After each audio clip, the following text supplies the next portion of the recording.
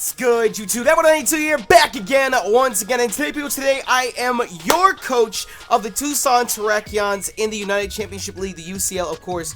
And today we're here for our Week 11 team preparation video. It seems like just yesterday we had the draft, and now we're 11 weeks into it. And we are taking on Patterrz, who is the coach of the Newcastle Nidokings, and they have been on an absolute tear, an absolute streak. Currently, us and them, I don't even know if that's proper English, we are tied in the UCL right now. I think we're both 9-2. No, that would make 11. I don't know what is even our record at this point in time. Let me go and check. I don't even know what our record is. We're 8-2. We're both 8-2. Both teams are 8-2. I should probably know what our record is, but I'm stupid. But we're both 8-2, and this week somebody's gonna be 9-2, and someone's going to be 8-3. And you guys already know I have very little confidence in my battling skills, and I feel like, again, this is one of those weeks where team matchup does not favor us.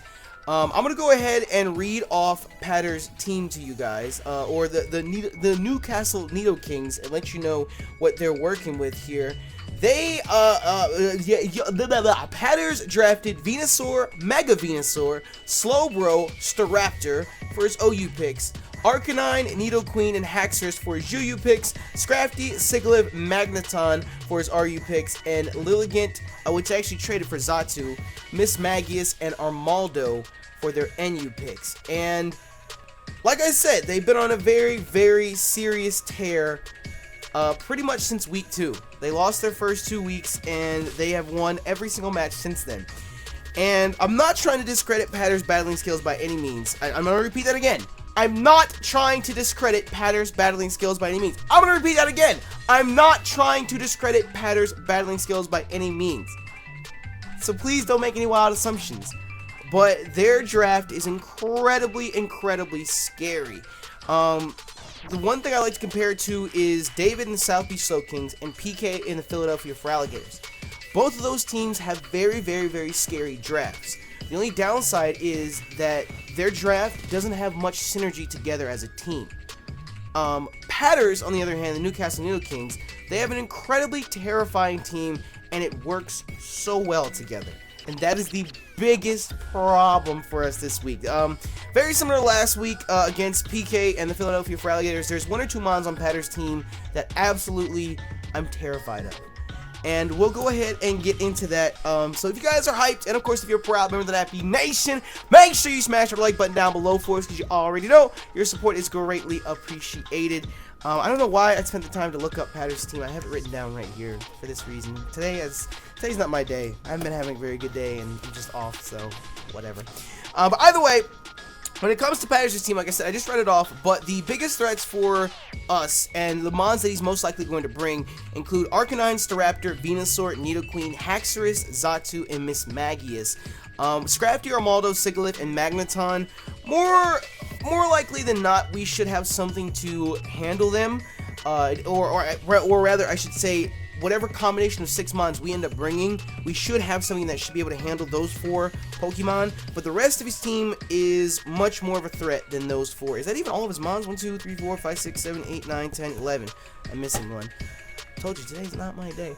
But anyways, let's go ahead and get into the team that we built. Again, I went ahead into the laboratory with the boy Numnexus, and he helped me craft a team together. And I've noticed one thing when it comes to team building for the UCL is that it kind of the process gets quicker each week. You know, it's one of those things where I'm starting to be able to look at something and just pick out exactly what we need. And I like that, because I feel like I'm learning a lot from Nexus and Joey, because I have team built with Joey as well. But I still think team building is one of my weakest points when it comes to competitive battling. But either way, up first we have Liability, our Crocodile. This week we decided to go with the Impish Intimidate set, because the biggest problem for us on Patterrz' team is the Staraptor. It is a humongous problem, very similar to when we took on Leo and the Durham Dragons, and he had Thundurus, and Thundurus tore a streak through our team. Staraptor is the exact same thing. If he's Scarfed, it'll be a little bit easier to handle. If he's Banded, we have an issue. well, not so much of an issue because liability is here to take care of that liability. Like I said, he's Impish Intimidate with leftovers. He's rocking Earthquake, Crunch, Knockoff, and this is not supposed to be Stone Edge. This is supposed to be Stealth Rocks. It's supposed to be Stealth Rocks, because why is that? Why is what is wrong? Stealth Rock, not Stealth Rocks. Whatever. We wanted to put Stone Edge on for the Staraptor, but what we ultimately decided to do is we needed to have a Stealth Rock Mon for the Staraptor, and at the same time, we need to have a Stealth Rock Mon because it'll whittle down some of the other serious threats on his team, because anti-damage is good damage. And on top of that, Patterrz and the Newcastle Nidokings don't have a lot of mons to get rid of hazards. They have Xatu, who can defog and magic bounce hazards back, and they have Armaldo, who I think can rapid spin. And that's pretty much all they have. And if he doesn't end up bringing either one of those, then we're good to go. If he does end up predicting a Stealth Rock lead for Crocodile, and he sends out Xatu, then I can click Knockoff. And after that, I can click Crunch, and that's a Xatu taken care of. When it comes to his Staraptor, if he does lead with that, because Staraptor is a common lead, there's nothing that the Staraptor can do that can one-shot us after an Intimidate drop. I did calc it, and I think Double Edge and Close Combat do the exact same amount. I think if he's Scarfed, it does like 48%. If it's Banded, it does like 65% or somewhere around there. So there's nothing that they can do that can one-shot us. Of course, Stone Edge would do crazy damage to the Staraptor, but the thought process is if he's Scarfed or if he's Banded, turn 1, I can click Knockoff, or I can go for Stealth Rock and get my rocks up, because he's going to be taking recoil damage over and over and over again. I was going to say I can click Stealth Rock or I can click Knockoff, and Knockoff is going to knock off whatever item it is, which will allow us to handle the Staraptor better in the long run. Very similar to, if you guys remember the battle against Dave in the South Beach Slow Kings, everyone thought that I misplayed with liability because he ended up dying to the X-Plow, but in the long run, going for the knockoff and knocking off the X-Plow's Choice Scarf was the smarter thing to do, because then I was able to send in another Mon who could then confidently outspeed and take out the X-Plow. So that's one of the options that we have here. Really, this Crocodile right here is the only thing that we have that can confidently take a hit from the Staraptor. We're taking at least one if we're at full HP. We can confidently take a hit, especially with the Intimidate drop. It's very, very important. We debated putting Quillfish on the team as well for another Intimidate user, but in the long run, we decided that we ultimately needed a special wall, and that's why Chansey's there, but I'll get into that momentarily. But still, like I said, we took off Stone Edge for Stealth Rock because the combination of Knockoff and Crunch and any recoil damage that the Staraptor takes should go ahead and finish it. And at the same time, the Intimidate works on a few of his other stronger mons like Arcanine. We can safely take a close combat from the Arcanine, the Armaldo, the Haxorus especially. I think the Newcastle Nidokings Haxorus is one of the top ranked mons in the league for knocking out Pokemon. There's some of you guys that keep track of differentials and whatnot, and I guess Haxorus is like one of the top 3 or something like that. It just sweeps people. So hopefully we can do work with this Crocodile. Like, honestly, it's the first mon we slapped on the team. It was when I sat down in team build with Nexus, I said, you know, I've been thinking about this, and Crocodile I think is a must. I have to have him on the team, and he is here, and hopefully he will save the day. Of course, 248 HP, 8 in attack, and 252 in defense as well. It's standard. Those of you guys that get upset about standard sets, I don't know what to tell you. It works, and there's no reason to change it because of that. Up next, we have Titania, our Gardevoir, a Mega Gardevoir. There were some people that said on previous team builders that you felt like we could have drafted a better Mega for our team, and to be 100% honest, there are better Megas in the game, but I really am happy that we drafted Titania because it is pretty much the strongest fairy type in the game. It has the strongest hyper voice in the game. And when you Mega Evolve, very similar to when we battled Joey or when we battled Leo, Patterrz doesn't have anybody on his team that appreciates a hyper voice or appreciates a psychic. When it comes to hyper voice, Venusaur and Nidoqueen could eat it up a little bit, but we outspeed both of them, and psychic is going to hit very, very hard. Very, very hard.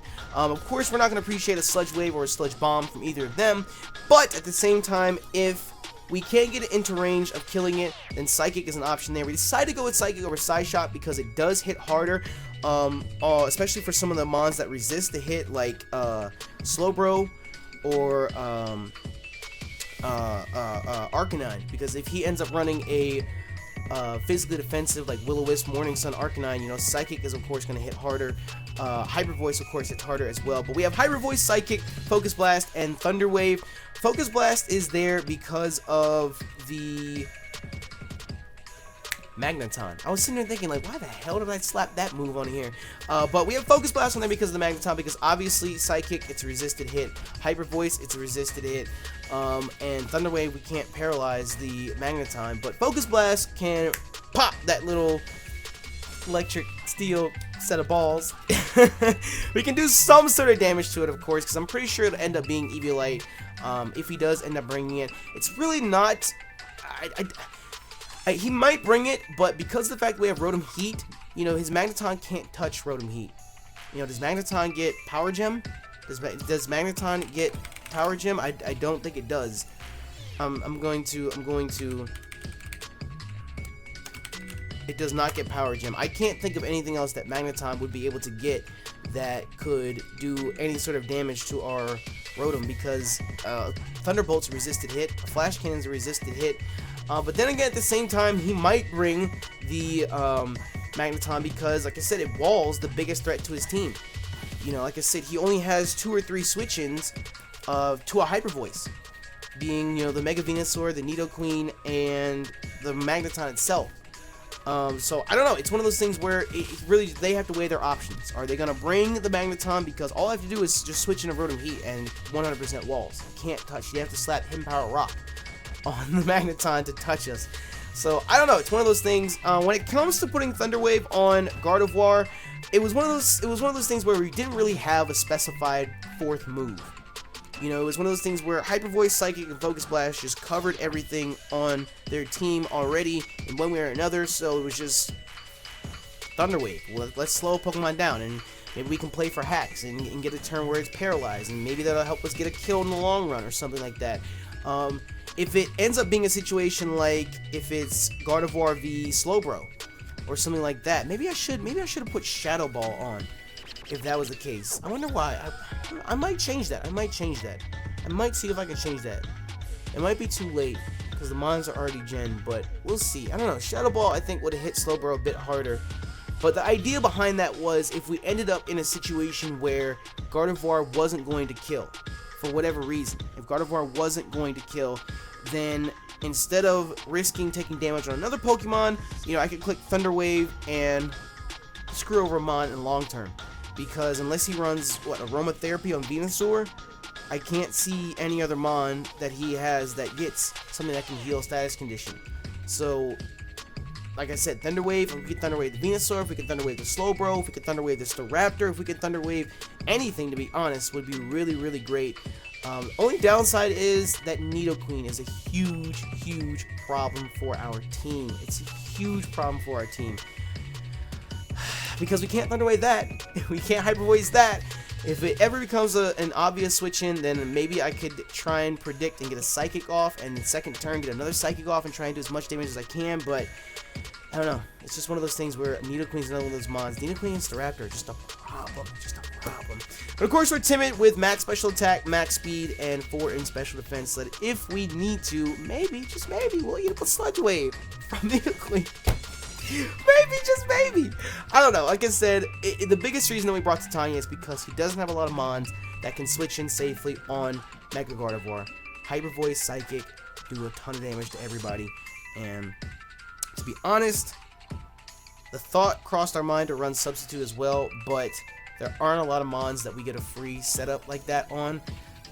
Maybe if we brought in the Haxorus, we can maybe force a switch to get a free substitute then, but I don't know, it's just super situational. Like we said, we thought about it, and Thunder Wave in the long run, it seemed like a better idea.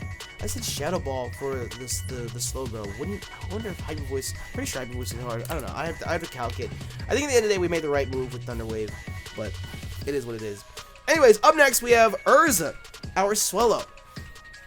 When I went to Nexus to team build for this, I want you guys to know, from week 2 or 3, when people started talking about the Newcastle Nidokings, saying that their team was really, really good and they have an incredible core of Slowbro and Venusaur, I sat there and thought, I have to bring Swellow. Because with Thick Fat Mega Venusaur, that thing is terribly difficult to kill. Terribly, terribly difficult to kill. And with us drafting Swellow, we're very, very lucky because we have Brave! We could easily launch off a Brave Bird, and that's going to do decent damage to a lot of the mons on his team. Of course, mons like Armaldo, which he might just bring because he knows that we have Swellow, and that completely checks his Venusaur. But Swellow is here because it is the fastest mon that we currently have. We're rocking Facade, Brave Bird, Quick Attack, and Protect. We decided to go with Quick Attack over U-Turn because in previous battles, it's been one of those things where, again, you know, it's that 4-move syndrome. You know, what move is more beneficial over another? And let's hope, knock on wood, in this battle, U-Turn doesn't prove to be more useful than Quick Attack is. But we'll see, because Quick Attack is stab, of course, Guts boosted. It's a decent priority attack. But like I said, he's here primarily for the Venusaur. But of course, a Facade or a Brave Bird is going to do a ton of damage as well. And what we ultimately decided to do, we put 32 into HP, 252 in attack, 4 in special defense, 220 in speed, and we made it Adamant Nature.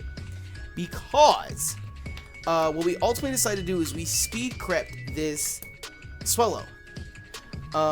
It has enough speed EVs to be adamant, so we can hit as hard as we possibly can and outspeed every mon on his team. Every mon on the Newcastle Nidokings team, Swellow outspeeds at 220, Adamant Nature 173. I think his fastest mon is Miss Magius. I think because Raptor's base 100, which speed ties with our Mega Gardevoir, by the way. I think his Miss Magius is the fastest mon on his team, and that unless he runs a Scarf mon. Of course, Scarf Raptor is going to outspeed Scarf Miss Magius, which isn't uncommon. Could outspeed, but at this point, as long as he's not Scarf, we outspeed everything on his team, which means we're getting off Brave Birds, Quick Attacks, anything we need to, you know, barring the E-Speed from an Arcanine, which he very well may carry because, like I said, his team is not terribly fast. When you think about it, their team is not terribly fast, so we'll see what ends up happening with Urza. I really, really hope that Urza can end up coming through and helping us with that Venusaur, because that Venusaur is just so fat. It's so fat. I call it Thickums for a reason, goddammit. But again, the moveset and whatnot is very, very standard because it works. Can I say it works? It's nice that we have some investments in HP because that's gonna be that's gonna allow us to take Stealth Rock a bit better in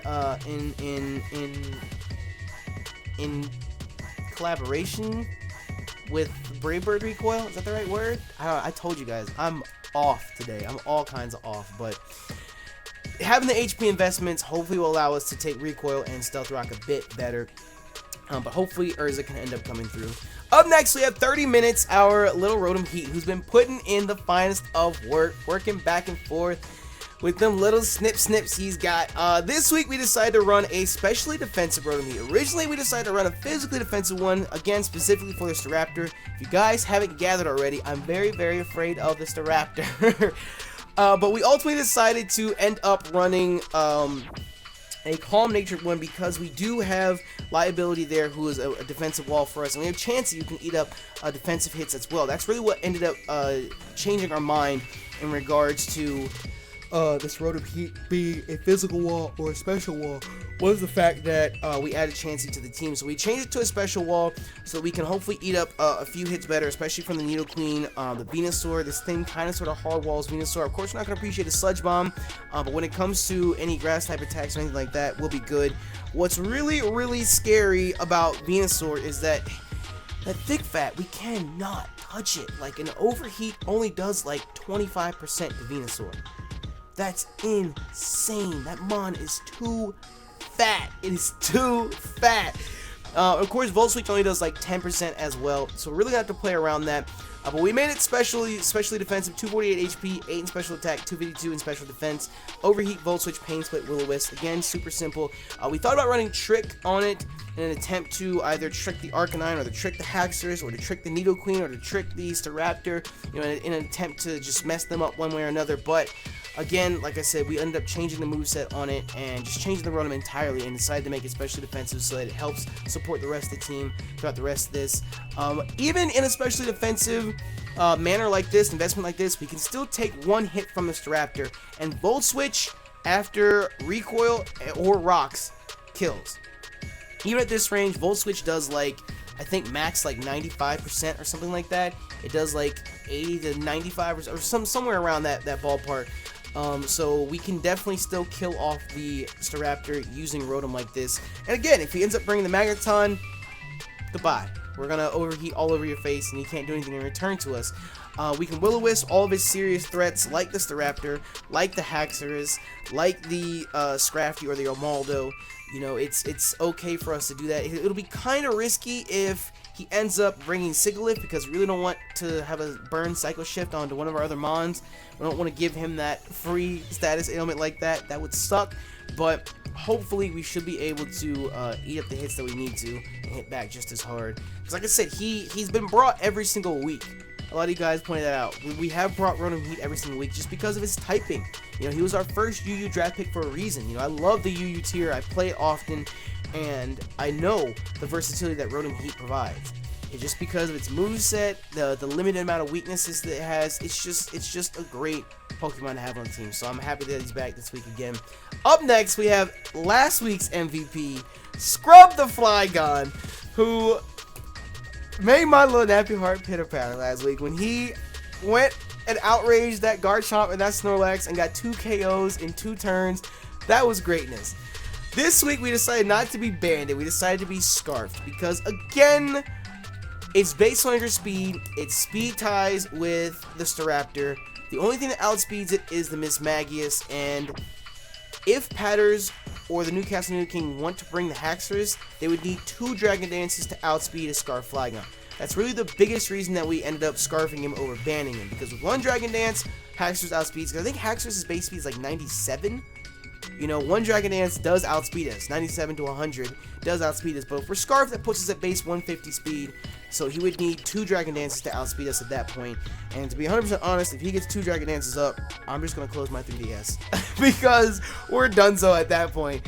So, hopefully we'll be able to get this thing in at the right time and fire off an Outrage. Outrage, we decided again to go with Outrage over Dragon Claw this week because, like we said last week against PK, if we can get rid of the Steel types, and he doesn't have any Fairy types, Outrage punches holes. It punches holes. It's not going to hit as hard this week, of course, because we're not banded, but it punches holes in his team.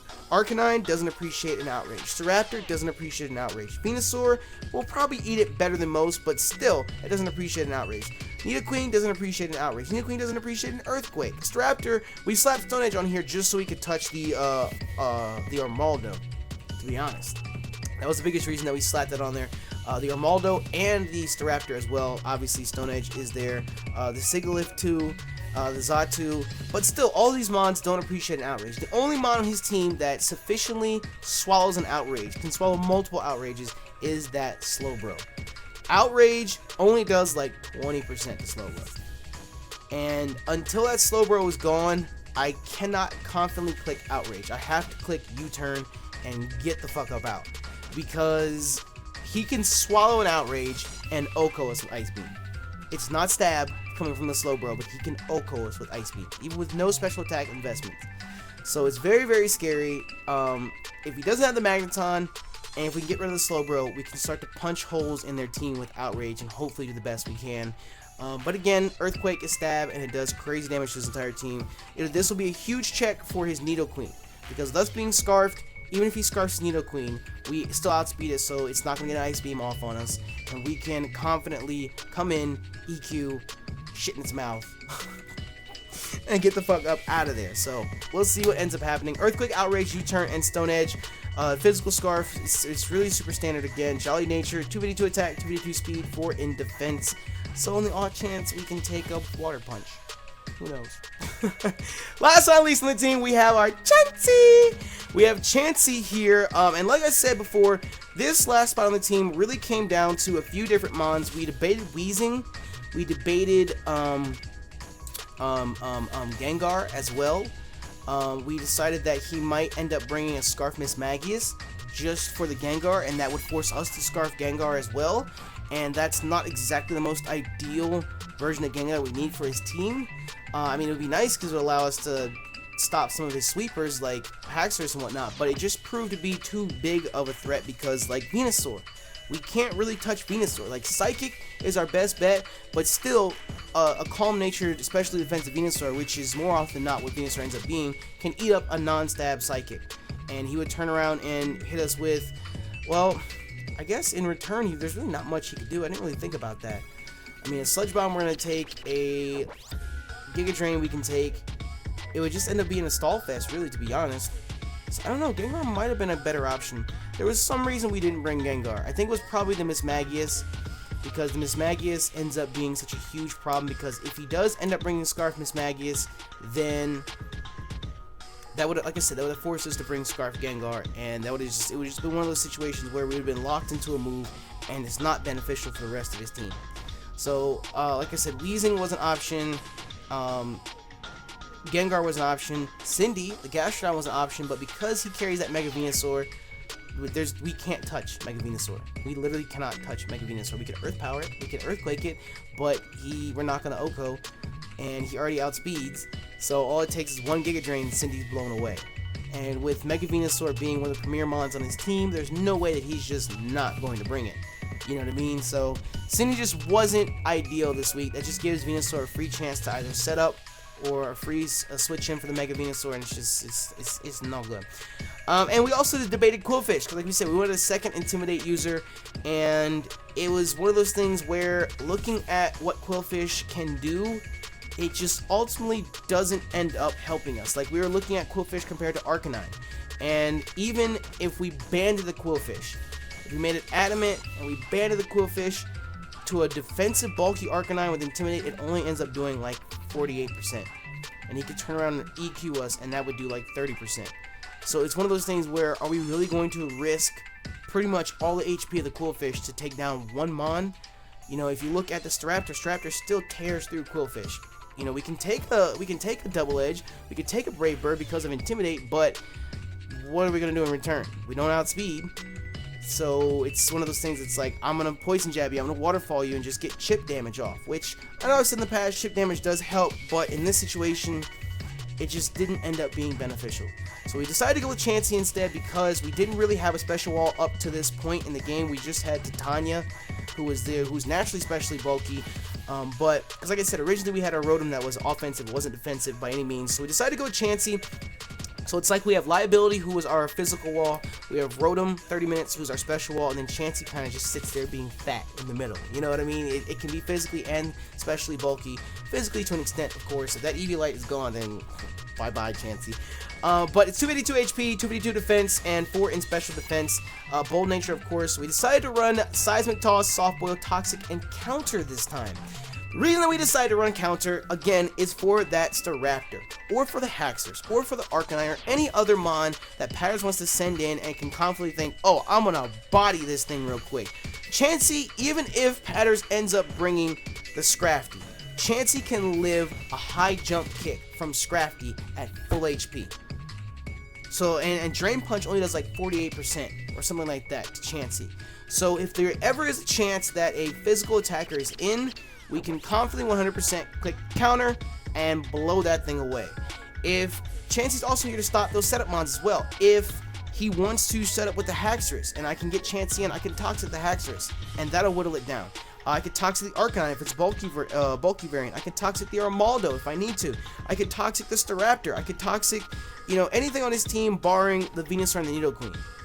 So it's one of those things where Chansey might be super clutch this week like she was last week, because Chansey handled that Mega Sceptile very, very well. Chansey bulked out that Facade from Snorlax as well. See, that's what I'm talking about, where Chansey can take physical hits, because that was a very, very, very hard hitting Snorlax with Facade last week. But still, it's just one of those things where Chansey's here to either counter, no pun intended, some of the physical attackers, or Toxic stall out some of the mons that want to set up, which I know stall isn't the best option, or isn't the most popular option either. But like I said, when it comes to a team matchup like what we have against Patterrz and Newcastle Nidokings, we have to pull out all the stops that we can and just hope for the best. So I don't know. It is what it is. I hope that I was able to convey my thought process this week to you guys enough. Like I said, today just wasn't a good day for me, and I got a lot on my mind. But hopefully, we should be good to go. If there's anything I missed, or if there's anything that you guys would change, by all means, let me know in the comment section below. And tomorrow's battle against Patterrz and Newcastle Nidokings will be up at 10 a.m. Eastern Standard Time. Make sure you guys smash the like button down below for us if you're hyped for this week's battle. A lot of people are saying that this is a playoff determining battle, where whatever team wins this is going to go to the playoffs, and whatever team loses this isn't going to go to the playoffs. If we make it to the playoffs, great. If we don't, oh well. We tried. We've already done so much better than I expected to do this season. I came into this, I'm pretty sure I said it week 1, my goal was to go 8-7. That was positive, and we've already accomplished that. My next goal is to go 10-5, and we still have a chance to do that. Anything above and beyond that, I'm shocking and surprising myself at. So like I said, if we end up going to playoffs, then that's amazing, that's excellent. If not, then we'll try again next season. But with that, like I said, smash that like button down below for us if you enjoyed, and if you're a proud member of the Nappy Nation. Thank you all so much for your support, and thank you for checking out the video. Get on me to that 182.